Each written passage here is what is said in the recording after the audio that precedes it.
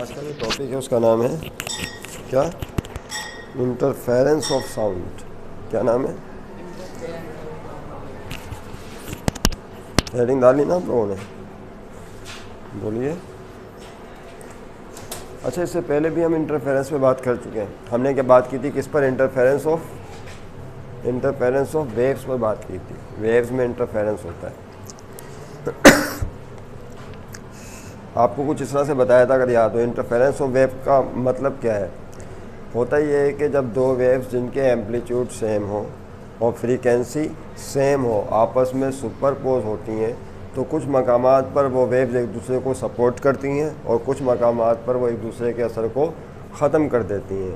इस प्रोसेस को, इस फिनोमेना को कहते हैं इंटरफेरेंस ऑफ वेव्स। तो इंटरफेरेंस के लिए दो वेव्स होनी चाहिए जो जनरेट हों और फिर आपस में सुपरपोज हों। और दूसरी शर्त क्या है कि उनके एम्पलीट्यूड सेम होने चाहिए और फ्रीक्वेंसी सेम होनी चाहिए। क्या मतलब हुआ? मिसाल पर ये वेव है, आपने एक वेव पैदा की, याद है ना आपको? इस तरह से हम बनाते थे इसे, बल्कि इसको थोड़ा और बड़ा कर देते हैं। ये वेव जनरेट हो गई। एक वेव और जनरेट की इस तरह से। तो एम्पलीट्यूड किसे कहते हैं? याद करें। एम्पलीट्यूड कहते हैं जो मीन लेवल होता है, ये इस मीन लेवल से जो मैक्सिमम डिस्प्लेसमेंट है, दिस इज कॉल्ड व्हाट? ये एम्पलीट्यूड कहलाता है। ये भी एम्पलीट्यूड कहलाता है, ये भी एम्पलीट्यूड कहलाता है। समझ रहे बात को? जो दूसरी वेव है उसका भी एम्पलीट्यूड होगा, जाहिर सी बात है। This is called amplitude. तो ये तो हो गया एम्पलीट्यूड। तो पहली शर्त ये कि जब वेव्स आपस में इंटरफेयर करें और इंटरफेरेंस का फिनोमेना हो तो उसके लिए कुछ शराइत हैं, जब तक वो पूरी नहीं होंगी इंटरफेरेंस नहीं होगा। तो पहली शर्त क्या है बोलिए? कि एम्पलीट्यूड क्या होने चाहिए? सेम होने चाहिए। अगर ये फ़र्ज़ कर लें 5 सेंटीमीटर है तो ये भी 5 हो। अच्छा। दूसरी शर्त, फ्रीक्वेंसी सेम होनी चाहिए। क्या सेम होनी चाहिए? फ्रीक्वेंसी किसे कहते हैं? Frequency of wave, the number of wavelength passing through a point in 1 second. 1 second में जितने वेवलेंथ पास हो जाए उसे फ्रीक्वेंसी कहते हैं। वेवलेंथ किसे कहते हैं ये भी बताया था, याद करें। एक क्रेस्ट और एक ट्रफ का दरमियानी फासला, ये क्या कहलाता है बोलिए? वेवलेंथ। और इसको लैम्डा, ये लैटिन वर्ड है, उल्टे वाइज से इसको शो करते हैं। Date clear?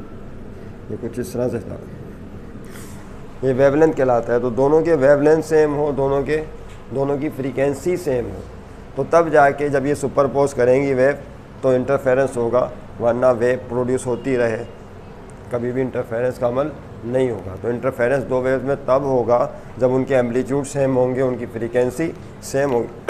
इसे कहते हैं फेज कोहेरेंस। ये प्रॉपर्टी क्या कहलाती है बोलिए?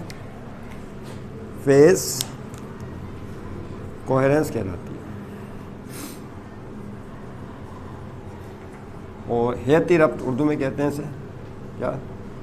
हेयती रब्त होना चाहिए, फेज कोहेरेंस होना चाहिए। यानी ये जो करेक्टरिस्टिक बयान की सारी सेम होनी चाहिए, तब इंटरफेरेंस होगा, वरना नहीं होगा। तो ये बात तो हो गई इंटरफेरेंस में। फिर बताया था इंटरफेरेंस दो तरह का होता है। कौन कौन सा? याद करें। कंस्ट्रक्टिव इंटरफेरेंस और दूसरा डिस्ट्रक्टिव इंटरफेरेंस कहलाता है। कंस्ट्रक्टिव कब होता है? जब क्रेस्ट पर और ट्रफ पे गिरे। क्रेस्ट पे गिरे और ट्रफ पे गिरे, तो सूरत में जब ये वेव सुपरपोज होती हैं तो एक दूसरे को सपोर्ट करती हैं, जिसके नतीजे में जो नई वेव बनती है उसका एम्पलीट्यूड दोनों के एम्पलीट्यूड का समझ लें सम के बराबर हो जाता है, सुपरपोजिशन प्रिंसिपल के मुताबिक। याद है आपको सुपरपोजिशन प्रिंसिपल क्या था? y is equal to y1 plus y2। क्या? अगर इसका डिस्प्लेसमेंट फर्स्ट कर लें y1 है और इसका डिस्प्लेसमेंट y2 है, तो जब दोनों को जमा करेंगे तो टोटल डिस्प्लेसमेंट क्या आ जाएगा? y1 प्लस y2 होगा। यानी अगर ये 5 सेंटीमीटर है, ये भी 5 सेंटीमीटर है, तो रिजल्टेंट वेव का एम्पलीट्यूड कितना हो जाएगा बोले? 5 + 10 बिकम्स बोलिए 10 सेंटीमीटर। लेकिन ये तब होगा जब क्रेस्ट पर आएगा और ट्रफ पे आएगा। तो इस इंटरफेरेंस को कहते हैं कौन सा? Constructive interference. ये बात हमने तफसील से आपसे की हुई है। ओके। दूसरी चीज़ कहलाती है डिस्ट्रक्टिव इंटरफेरेंस। दूसरा कौन सा है? एक तो कंस्ट्रक्टिव हो गया। डिस्ट्रक्टिव कब होगा? जब एक का क्रेस्ट और दूसरी का ट्रफ हो। एक वेव का क्रेस्ट दूसरी वेव के ट्रफ पर सुपरपोज हो, तो उस सूरत में दोनों वेव एक दूसरे के असर को ख़त्म कर देंगी। वजह बताई थी, क्रेस्ट चाहता है कि पार्टिकल्स ऊपर जाएं, मीडियम पार्टिकल, और ट्रफ चाहता है मीडियम पार्टिकल नीचे की जाने आए। तो पार्टिकल ना ऊपर जाएंगे ना नीचे जाएंगे, एक दूसरे के असर को ख़त्म कर देंगे, तो उसको हमने डिस्ट्रक्टिव इंटरफेरेंस का नाम दिया था। तो इंटेंसिटी ऑफ वेव कम हो जाएगी, याद रखिएगा। तो एक हो गया कंस्ट्रक्टिव इंटरफेरेंस और दूसरा हो गया डिस्ट्रक्टिव इंटरफेरेंस। अच्छा, अब दुनिया में जितनी भी वेव्स हैं, कौन सी, जितनी भी वेव्स हैं, सब के अंदर इंटरफेरेंस फिनोमेना देखा जा सकता है। मसलन पानी में बनने वाली वेव्स, उनके दरमियान इंटरफेरेंस होगा, रस्सी में बनने वाली वेव्स के दरमियान इंटरफेरेंस हो सकता है। Is that clear? अब आवाज़ क्या है या लाइट क्या है? Light is the type of wave, light की वेव्स के दरमियान भी इंटरफेरेंस हो सकता है। इस तरह sound is also the type of energy, sound भी वेव की सूरत में ट्रेवल करती है, तो साउंड वेव्स के अंदर भी इंटरफेरेंस का अमल हो सकता है। बस ये बात ध्यान में रखिएगा कि जो साउंड वेव्स होती हैं वो लॉन्गिट्यूडनल वेव्स होती हैं, याद है, जो किस पर मुश्तमिल होती हैं, क्रेस्ट ट्रफ पर तो मुश्तमिल होती हैं, लेकिन इसमें जो क्रेस्ट होता है वो कॉम्प्रेशन होता है और जो ट्रफ होता है वो रेयरफेक्शन होता है। याद है आपको? ये बात भी आपसे हमारी हो चुकी है, कोई नई गुफ्तगू हो ही नहीं रही अभी तक, कोई नई बात नहीं कर रहे। ये बनाया था ना हमने ट्यूनिंग फोर्क, याद करें, 2 ट्यूनिंग फोर्क लिए थे इस तरह से। इसको आपने रबर पैड पे हिट किया था जिससे ये इसकी स्ट्रिप्स वाइब्रेट करती हैं, हैंडल है वाइब्रेट करती हैं, तो इससे साउंड क्रिएट हुआ था। और फिर इस तरह से क्या आपने ये याद करो,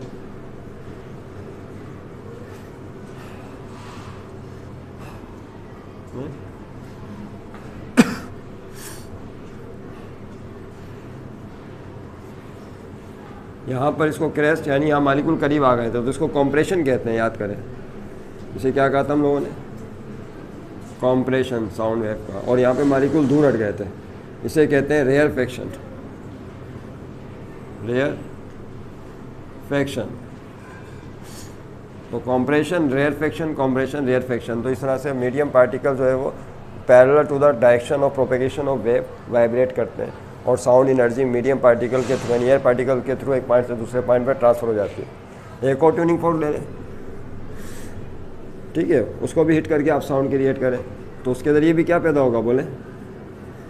कॉम्प्रेशन, रेयरफेक्शन, फिर कॉम्प्रेशन पैदा होगा, फिर रेयरफेक्शन पैदा होगा, फिर कॉम्प्रेशन। अब देखिए क्या होगा बड़ी दिलचस्प बात, दोनों ट्यूनिंग फोर्स के ज़रिए आपने साउंड वेव्स तो क्रिएट कर ली। जब ये दोनों वेव्स आपस में सुपरपोज करेंगी तो क्या इनमें इंटरफेरेंस होना चाहिए? बोलिए, होना चाहिए। शर्त क्या है? दोनों के एम्पलीट्यूड सेम हो, दोनों के, और साथ में क्या चीज़ सेम होनी चाहिए? टाइम पीरियड, फ्रीक्वेंसी सेम होनी चाहिए। तो अगर ये शराइत पूरी हो रही है तो दोनों साउंड वेव्स के दरमियान इंटरफेरेंस होगा। अब वो 2 तरह का होगा, एक कौन सा बताया आपको? कंस्ट्रक्टिव, दूसरा डिस्ट्रक्टिव। कंस्ट्रक्टिव कब होगा? जब कॉम्प्रेशन पे आएगा और रेयरफेक्शन पे आपस में सुपरपोज करेंगे, तो इंटेंसिटी ऑफ साउंड बढ़ जाएगी, आवाज़ तेज सुनाई देगी। और वो कब होगा डिस्ट्रक्टिव इंटरफेरेंस? बताइए, जब एक का कॉम्प्रेशन होगा और दूसरे का रेयरफेक्शन होगा। जब ये आपस में मुंतबिक होंगे तो कॉम्प्रेशन पार्टिकल को क्रॉस करने की कोशिश करेगा, रेयरफेक्शन दूर करने की कोशिश करेगा, तो दोनों मिलकर एक दूसरे के असर को ख़त्म कर देंगे। तो कौन सा इंटरफेरेंस हो जाएगा? डिस्ट्रक्टिव। अब ये साउंड वेव्स में जब कंस्ट्रक्टिव इंटरफेरेंस होगा तो साउंड क्या है? आवाज़, वहाँ पे आवाज़ की शिद्दत बढ़ जाएगी। और जब डिस्ट्रक्टिव इंटरफेरेंस होगा तो आवाज़ की शिद्दत कम हो जाएगी। तो जब आवाज़ में 2 मुख्तलिफ साउंड वेव्स में इंटरफेरेंस का अमल होता है तो कभी इंटेंसिटी बढ़ जाती है, कभी इंटेंसिटी कम हो जाती है, याद रखिएगा। और अगर लाइट वेव्स के दरमियान इंटरफेरेंस हो तो अब लाइट की तो आवाज़ नहीं होती, रोशनी बोलती है, रोशनी तो नहीं बोलती। लाइट वेव्स के दरमियान अगर इंटरफेरेंस होगा तो क्या होगा? कहीं इंटेंसिटी चमक बढ़ जाएगी और कहीं इंटेंसिटी कम हो जाएगी। जहाँ पे लाइट वेव्स के क्रेस्ट सुपरपोज होंगे वहाँ कंस्ट्रक्टिव इंटरफेरेंस होगा, स्क्रीन पर चमक नजर आएगी, जिसको कहते हैं ब्राइट बैंड। और अगर डिस्ट्रक्टिव इंटरफेरेंस होगा तो फिर आपको डार्क बैंड नज़र आएगा, यानी इसका मतलब है कि रोशनी कम हो गई, तारीकी आ गई। तो लाइट वेव्स के दरमियान भी इंटरफेरेंस पैदा हो सकता है और साउंड वेव्स के दरमियान भी। इंटरफेरेंस की डेफिनेशन लिखवा दी थी ना आपको, क्या क्या है, क्या डेफिनेशन है बोलिए? when two sound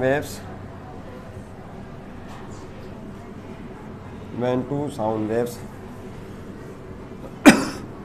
of same amplitude and frequency superpose on each other,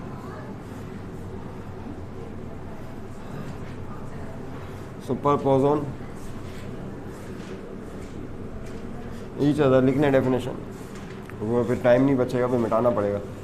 superpose on each other, then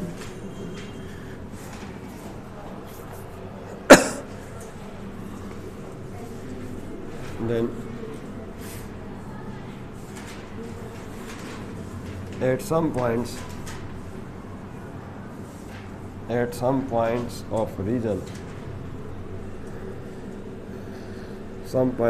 region, कुछ इलाकों में इंटेंसिटी ऑफ साउंड, आवाज़ की शिद्दत, तेज़ी, loudness,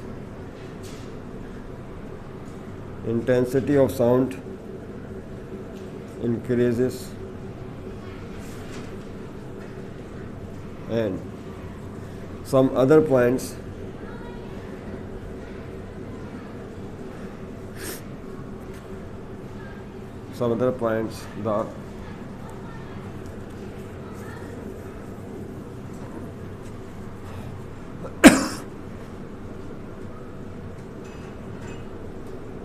the intensity of sound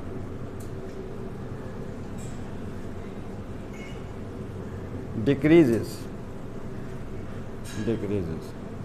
कम हो जाता है। This phenomena is called, full stop के बाद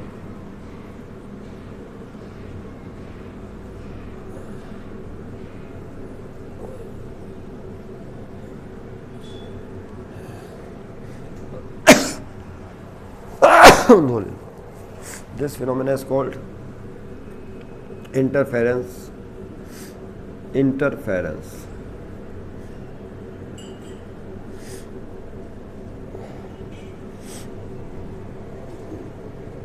साउंड वेव्स, इसको इंटरफेरेंस ऑफ साउंड वेव का नाम दिया गया। अब इंटरफेरेंस की दो टाइप्स आपको बता दी, कौन कौन सी, constructive and destructive.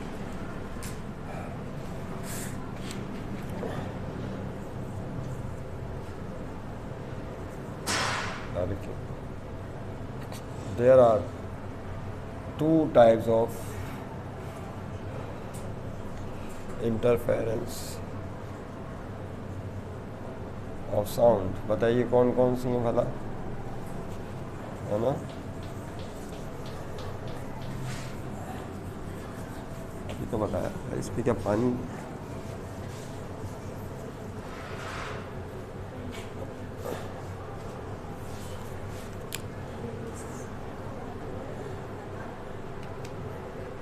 Number 1 constructive interference. अब बोर्ड छोटा है लिहाजा हम पहले इसकी तारीफ कर लें। कंस्ट्रक्टिव कब होगा, जब कॉम्प्रेशन पर गिरेगा और rarefaction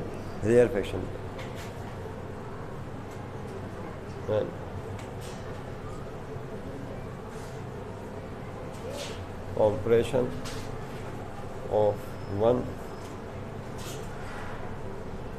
sound wave falls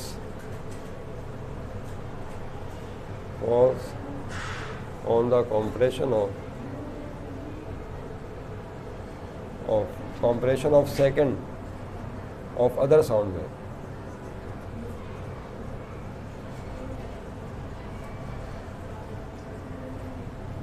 The intensity of resultant sound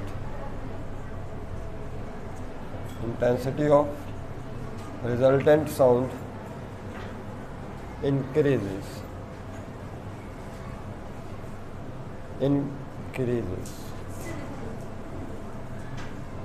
This is called क्या, constructive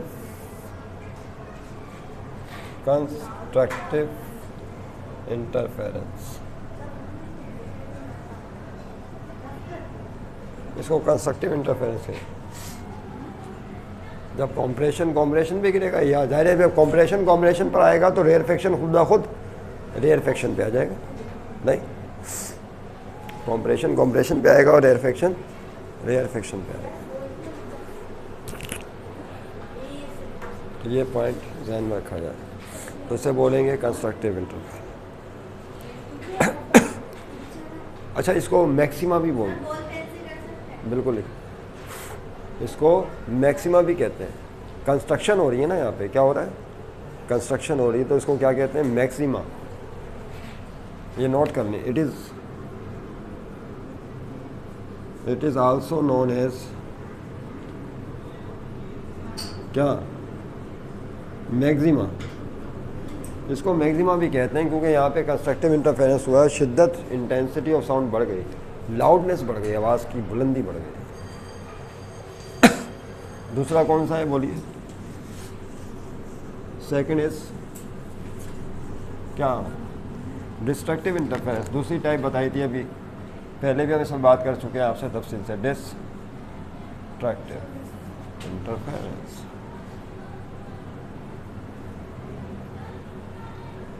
destructive interference of sound waves.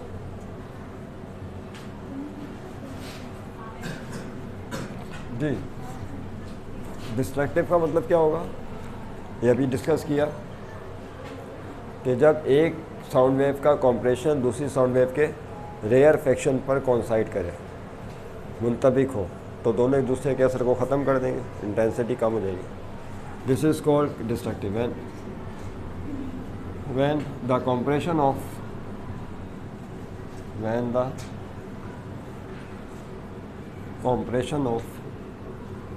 one sound wave falls on the rear fraction,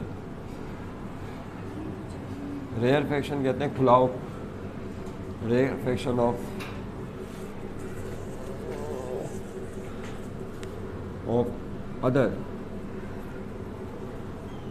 other sound wave, the intensity, loudness, intensity, resultant sound, intensity of resultant sound decreases.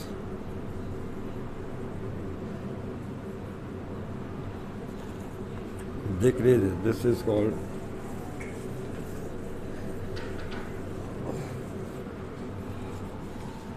destructive interference. This is called destructive interference. ठीक है, आवाज़ की शिद्दत क्या हो गई, कम हो गई।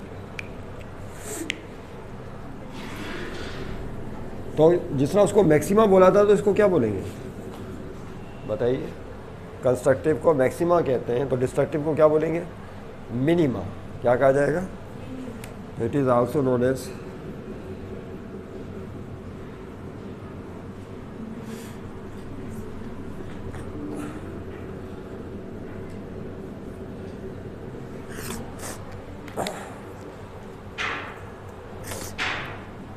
मिनिमा, इसको मिनिमा कहते हैं।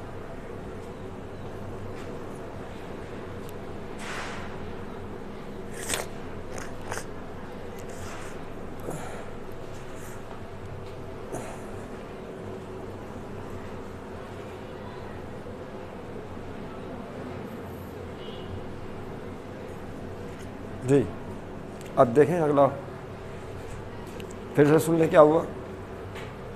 साउंड वेव्स के दरमियान इंटरफेरेंस का मतलब क्या है कि जब दो मुख्तलिफ ज़रायों से, सोर्सेज से आने वाली साउंड वेव्स आपस में कोइंसाइड करती हैं तो इंटेंसिटी ऑफ साउंड बढ़ जाती है या कम हो जाती है। इस फिनोमेना को इंटरफेरेंस ऑफ साउंड कहते हैं। फिर दो तरह का साउंड इंटरफेरेंस होता है, कंस्ट्रक्टिव और डिस्ट्रक्टिव, इस पर भी हमने बात कर ली।